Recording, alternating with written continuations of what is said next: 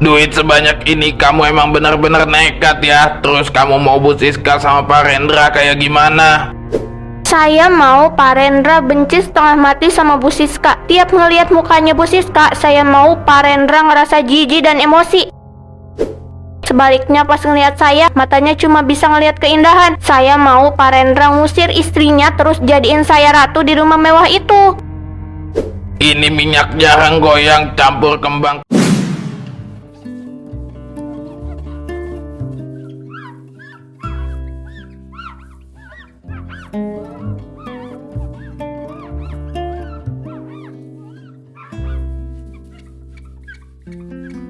Enak banget ya lahir jadi Bu Siska. Tiap hari cuma duduk manis, dandan di depan kaca, terus nunggu transferan uang belanja dari suami. Perhiasan emas nempel dari leher sampai pergelangan tangan. Rumah segede istana begini tinggal nempatin doang tanpa perlu meras keringat. Coba kalau posisi itu ada di saya, kurang apa coba saya ini? Saya kan juga cantik, masih muda, rajin pula, pinter ngurus rumah. Kenapa kudu wanita manja kayak Bu Siska yang dapat hidup serba enak begini? Dunia ini benar-benar nggak adil sama orang kecil kayak saya. Capek saya tiap hari cuma jadi penonton kebahagiaan orang lain. Bangun pagi-pagi buta, nyapu, ngepel, nyuci baju orang. Harusnya barang-barang mahal itu mampir dan melekat di badan saya, bukan cuma jadi pajangan di badan dia. Pak Rendra itu ganteng, kaya, berwibawa. Pria sekelas dia harusnya dapat pendamping yang energetik dan mau melayani sepenuh hati kayak saya, bukan cuma istri yang pinter pamer perhiasan. Gimana ya rasanya kalau saya yang gantiin posisi Bu Siska di rumah ini? Dijamin Pak Rendra bakal makin betah di rumah dan saya bisa beli perhiasan apa aja yang saya mau. Fani, nanti kalau Pak Rendra pulang sebelum jam 5, tolong buatin teh hangat sama siapin buah di meja ya. Saya mau pergi arisan dulu sama teman-teman. Baik Bu Siska, hati-hati di jalan ya Bu. Lihat aja nanti gak bakal lama lagi posisi kamu di rumah ini bakal saya rebut Bu.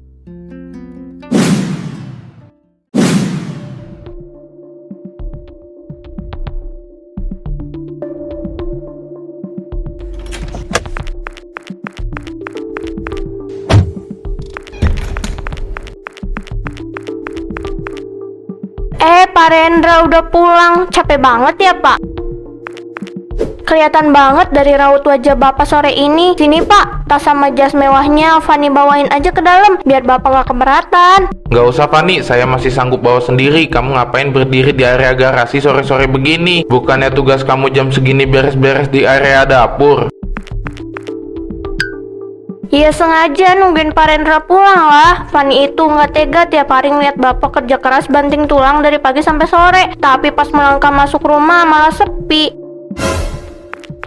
Nggak ada yang nyambut dengan hangat dan perhatian. Bu Siska kan lagi pergi arisan sama teman-teman mewahnya. Jadi ya Fani yang harus pintar-pintar perhatian sama Bapak. Saya pulang ke rumah mau istirahat, nggak perlu disambut berlebihan begini. Istri saya pergi juga sudah izin sama saya, jadi kamu nggak usah bawa-bawa nama Bu Siska. Fani cuma peduli sama kesehatan Bapak kok. Nanti di kamar mandi Fani siapin air hangat ya Pak. Baju ganti Bapak juga udah Fani rapiin di kasur. Oh iya, kalau Pak Rendra masih kerasa pegel-pegel di pundak gara-gara pusing urusan kantor, Fani juga siap kok mijitin Bapak sampai enakan. Pijatan Fani dijamin bikin capek Bapak hilang seketika. Jaga sikap dan batasan kamu Fani. Saya tekankan sekali lagi, kamu dibayar di rumah ini buat bantu-bantu pekerjaan rumah tangga, bukan buat ngurusin hal-hal pribadi saya. Saya hanya mau membantu Bapak Pak. Urusan nyiapin baju, air hangat, apalagi pijat-pijat itu tugas istri saya, bukan tugas seorang pembantu. Kamu ini sudah mulai kelewatan dan gak ada sopannya.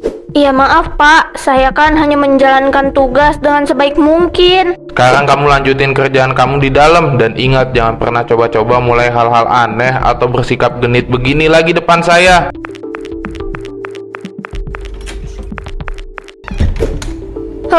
Jual mahal banget sih jadi cowok. Nanti juga kalau Bu Siska udah saya bikin masuk perangkap, kamu bakal berlutut dan ngebeliin saya perhiasan mahal Pak Rendra. Lihat aja nanti.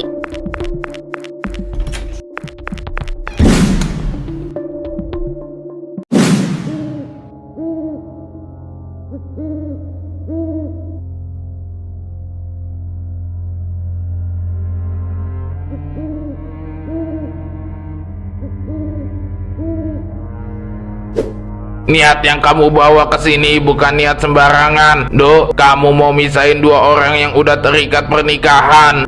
Iya mbah. Nyawa sama nasib orang bisa bolak-balik gara-gara ini. Kamu yakin sanggup tanggung resikonya? Yakin banget mbah. Saya udah gak tahan tiap hari cuma jadi penonton kebahagiaan mereka.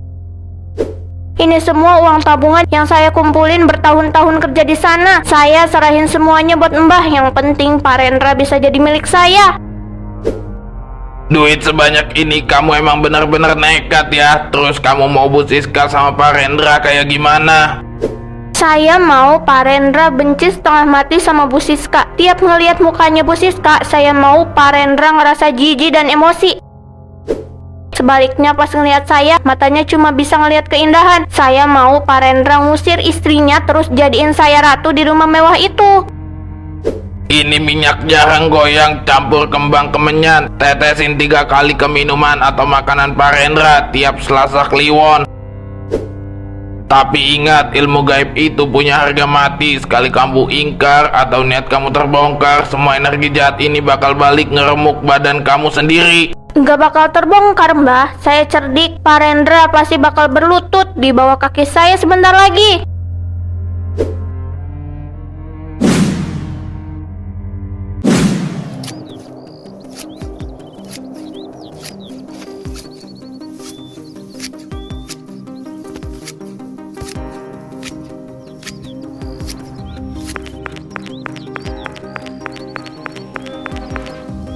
Bu Siska, maaf banget Fani ganggu waktunya sebentar.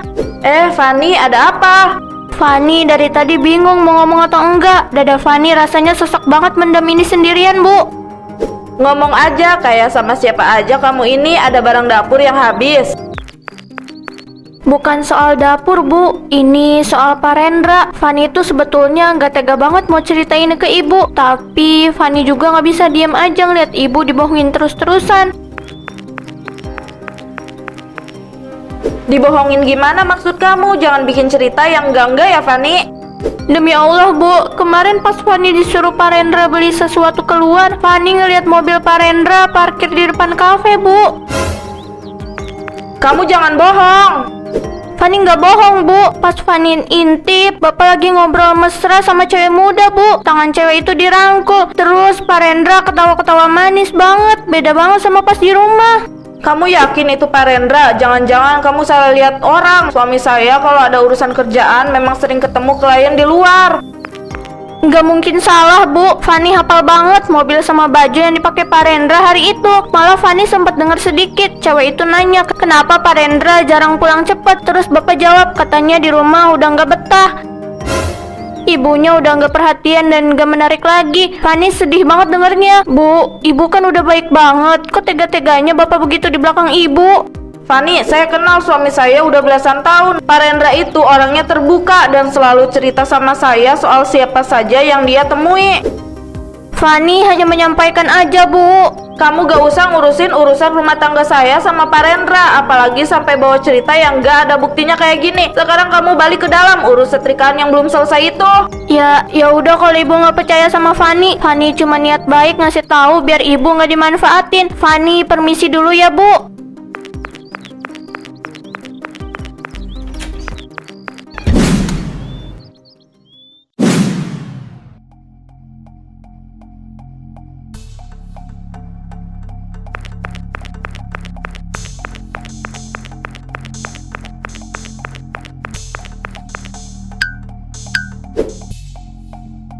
Bu Siska, kemarin kamu boleh aja pura-pura tenang dan gak percaya sama omongan saya. Tapi kita lihat hari ini, apa kamu masih bisa sedingin itu pas rumah tangga kamu berantakan? Jam tangan miliaran rupiah cuma ditaruh sembarangan begini. Sekarang benda ini bakal jadi bukti kalau kamu itu istri yang jorok, ceroboh, dan gak bisa jaga barang berharga suami. Sempurna. Nanti pas Pak Rendra pulang capek-capek, saya tinggal bilang kalau Bu Siska yang numpahin dan ngilangin jam tangannya gara-gara emosi. Biar Pak Rendra makin muak, makin benci, dan mikir kalau istrinya cuma bisanya ngabisin uang sama ngerusak rumah. Selamat menikmati kehancuran rumah tangga kamu, Bu Siska.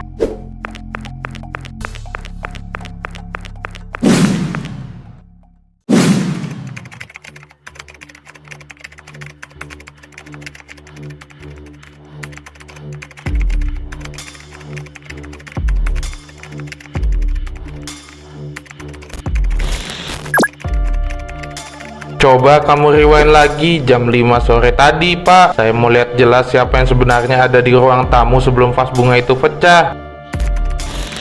Baik Pak Rendra, ini rekamannya sudah saya putar dari durasi 10 menit sebelum kejadian. Nah, itu dia, lihat Mas. Fanny masuk ke ruang tamu sendirian. Dia celingukan kayak takut kelihatan orang. Astagfirullah, perhatiin tangannya Bu. Dia sengaja ngambil jam tangan kamu dari atas meja, terus diselipin di bawah lipatan sofa belakang. Tega banget. Terus itu Mas, lihat gimana tangan dia sengaja menyenggol vas kristal sampai jatuh dan pecah berkeping-keping. Setelah itu dia malah senyum-senyum puas. Bener-bener licik ini budak. Dia yang bikin rumah berantakan. Dia juga yang kemarin mau ngadu domba kita. Berani-beraninya dia numbalin kamu seolah-olah kamu istri yang ceroboh dan emosional. Sekarang semuanya udah jelas Mas. Alasan dia bikin kelakuan aneh begini bukan cuma sekedar iri, tapi ada niat buruk yang lebih besar buat ngerusak rumah tangga kita. Kamu benar Bu, bukti rekaman ini sudah lebih dari cukup. Pak Security, tolong simpan file video ini ke flash disk. Hari ini juga saya sendiri yang bakal bongkar semua kejahatan Fanny di depan mukanya.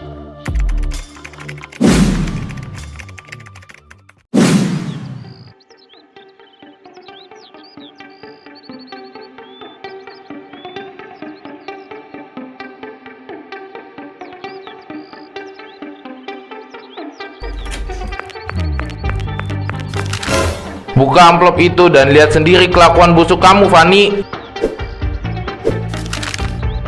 Pak Rendra, ini apa maksudnya Pak? Fanny nggak ngerti. Nggak usah pura-pura bodoh lagi kamu. Foto kamu bolak-balik datang ke pondok dukun. Rekaman CCTV kamu nyembunyiin jam tangan Bu Siska dan sengaja mecahin vas bunga. Semuanya udah ada di tangan saya. Kamu pikir saya sama istri saya bisa kamu bodoh-bodohin pakai cara kotor begini, hah? Kurang baik apa saya sama kamu selama ini, Fanny? Makanan kamu disamain sama kita. Gaji kamu gak pernah terlambat. Tapi ternyata di belakang saya kamu malah main dukun buat ngerebut suami saya dan nyebar fitnah keji. Ampun Pak, ampun Bu Siska. Fanny hilaf, Fanny ngaku salah. Tapi Fanny ngelakuin ini semua cuma gara-gara Fanny cinta sama Pak Rendra. Fanny cuma mau Pak Rendra ngeliat Fanny, Pak. Tolong maafin Fanny, Bu. Diam kamu. Cinta kamu bilang itu bukan cinta, tapi serakah dan iblis yang ada di kepala kamu. Maafin Fanny, Pak. Dengar ya Fanny, detik ini juga kamu saya pecat. Ambil semua barang kotor kamu dan keluar dari rumah saya sekarang juga, sebelum saya serahin kamu ke polisi. Pergi kamu dari sini, Fanny. Jangan pernah nampakin muka kamu lagi di depan keluarga kami. Dasar manusia gak tahu diri.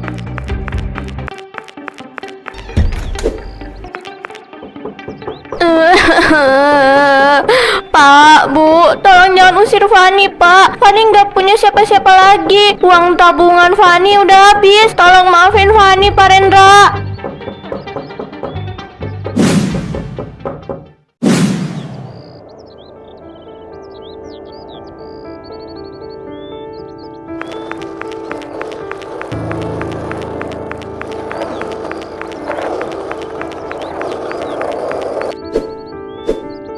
Gak mungkin kosong melompong gini. Pasti masih ada kok sisa selipan uang lembaran. Kenapa jadi begini sih? Uang tabungan hasil saya banting tulang kerja bertahun-tahun di rumah Pak Rendra ludes. Semuanya habis melayang. Cuma buat bayar Mbah Tejo sama beli minyak pelet sialan itu. Harusnya hari ini saya udah jadi nyonya di rumah mewah itu. Harusnya Pak Rendra yang berlutut di kaki saya, bukan malah mengusir saya kayak anjing kurapan begini. Mbah Tejo penipu. Mana janji manis ilmu peletnya? Gak ada yang mempan sama sekali. Sekarang saya mau tinggal di mana? Uang kontrakan gak ada. Buat makan besok aja bingung pakai apa. Teman-teman di komplek pasti udah pada denger cerita saya diusir. Ya Tuhan, kenapa nasib saya hancur begini? Makanya Fanny, jadi orang tuh jangan suka genit sama majikan sendiri. Sekarang kamu kena kan akibatnya. Gak usah ikut campur deh kamu. Mending jualan aja sana daripada ikut campur. Wah, saya juga gak mau ikut campur. Mending jualan basreng dan keripik kaca yang enak, gurih, dan bikin lagi ini. Belinya juga gampang, tinggal tap gambar di layar. Bukan kayak kamu yang cuma modal godain majikan sendiri.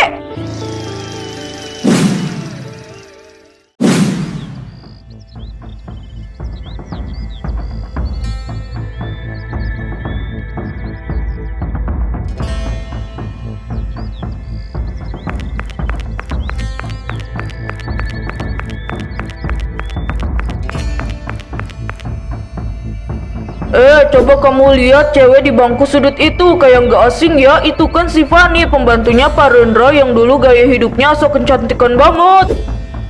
Ya Allah, iya, bener. Kebentukannya sekarang kucel dan kusam begitu ya. Baju kotor, rambut mirip sarang burung, mana mukanya gelap banget kayak orang gak pernah mandi sebulan.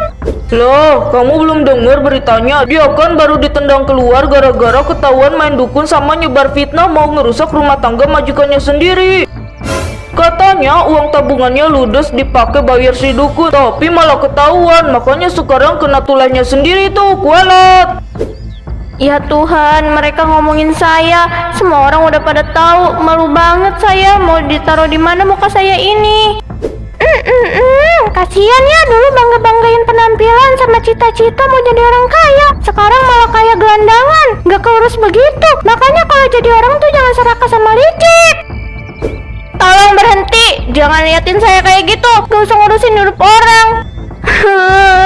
Saya bukan gelandangan, saya cuma lagi apes. Pergi kalian, jangan lihat saya lagi.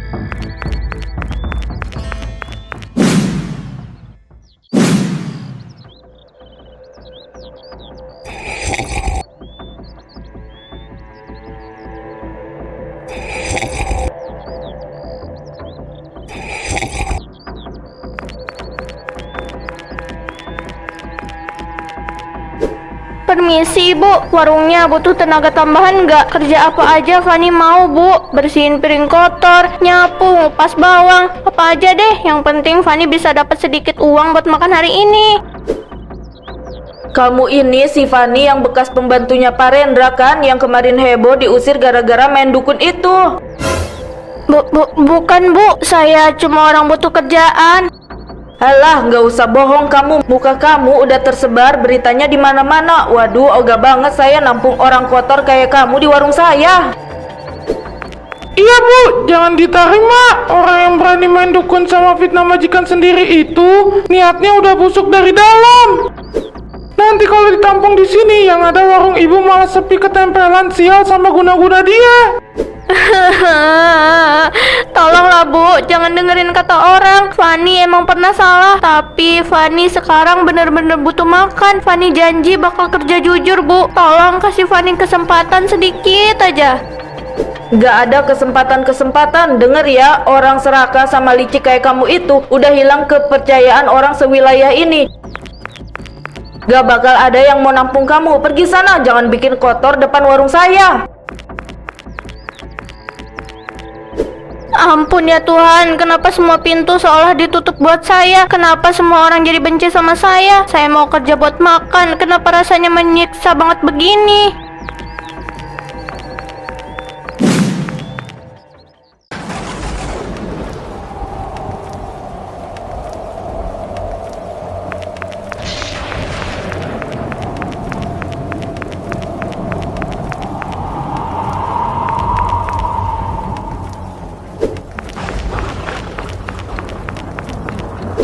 Tolong, siapa aja kasihani saya lapar banget. Kenapa nasib saya jadi nista begini? Tinggal di antara sampah busuk.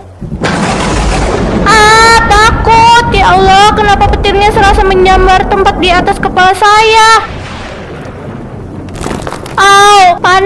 Panas banget. Ampun, kok badan saya serasa dibakar api hidup-hidup begini? Tolongin saya. Astagfirullahaladzim, itu si Fanny. Jangan mendekat dulu, longsorannya masih gerak. Pak RT, lihat itu, kok kulitnya mukanya mendadak merah melepuh kayak kena minyak panas ya, padahal cuma terkena air hujan loh. Pak RT, ini rasanya energi guna-guna Mbah Tejo balik ngeremuk badan saya sendiri. Ilmu hitam itu membalik ke saya. Panas, ampun ya Allah, saya ngaku salah. Saya udah fitnah Bu Siska. Saya iri sama harta majikan saya. Ya Allah, ini benar-benar azab instan dari langit. Kelakuan liciknya main dukun sama ngerusak rumah tangga orang dibalas tuntas sekarang. Ampun, tolong cabut sakitnya. Saya nyesel. Jangan biarin saya mati konyol di tempat sampah begini. Panas banget, tolong.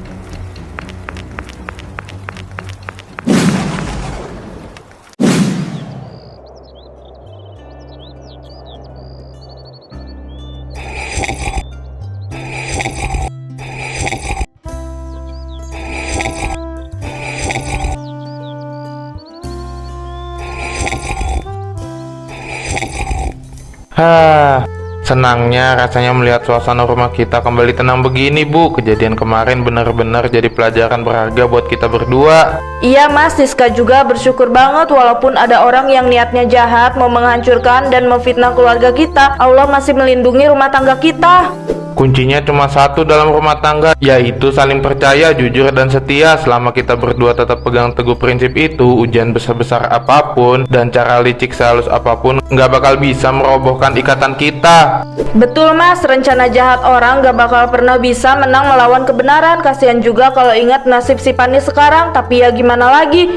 Semua itu buah dari perbuatannya sendiri. Keserakahan dan niat kotornya malah menghancurkan dirinya sendiri. Kamu benar, niat merebut kebahagiaan orang lain dengan cara fitnah dan ilmu hitam cuma bikin dia kehilangan semuanya. Iya, pekerjaan dia hilang, kepercayaan orang-orang lenyap, bahkan penampilan yang dulu dia selalu banggakan sekarang hancur tak berbekas. Keserakahan yang dia alami menyisakan kehampaan dan penderitaan. Penyesalan itu sudah nggak ada gunanya lagi. Dia harus menanggung azab itu seumur hidup dia.